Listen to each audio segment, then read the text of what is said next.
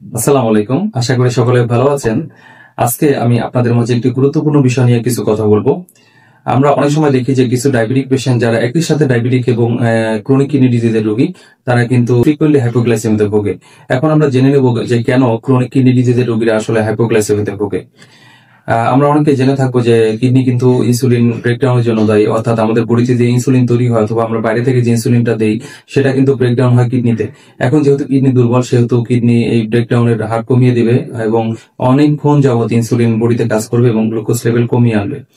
এছাড়াও কিছু oral hypoglycemic drug রয়েছে যেগুলো কিডনিতে ব্রেকডাউন হয়। যেহেতু কিডনি দুর্বল, এই ব্রেকডাউনের হারও কমে যাবে, সেহেতু এই oral hypoglycemic drug long time ব্লাডে কাজ করবে এবং গ্লুকোজ লেভেল কমিয়ে আনবে। এছাড়া আমাদের বডিতেও কিডনি কিন্তু গ্লুকোনিওজেনেসিসের জন্য একটি বিরাট ভূমিকা পালন করে, অর্থাৎ বডির যে গ্লুকোজ ইন্টারনালি তৈরি হয় সেটা কিন্তু কিডনির মাধ্যমে হয়ে থাকে। যেহেতু এখানে কিডনি দুর্বল, সেহেতু এখানে কিন্তু গ্লুকোজের একটা ঘাটতি হবে এবং হাইপোগ্লাইসেমিয়াতে রোগী ভুগবে।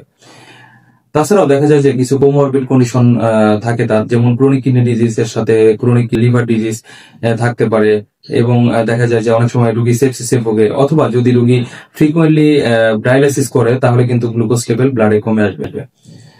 এছাড়াও ক্রনিক কিডনি ডিজিজ এবং ডায়াবেটিস পেশেন্ট নৌশিয়াতে ভোগে, অর্থাৎ তারা কিন্তু ক্ষুধামন্দায় ভোগে এবং পেটে ব্যথা থাকে, বমি বমি ভাব থাকে, মুখের রুচি কমে যায়।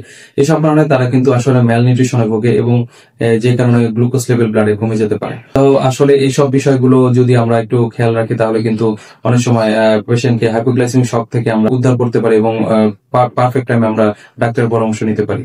আশা করি এই ভিডিওটি আপনাদের উপকার আসবে। যদি ভালো লেগে থাকে অবশ্যই শেয়ার করবেন। সবাই ভালো থাকুন, সুস্থ থাকুন, নিরাপদে থাকুন। আসসালামু আলাইকুম।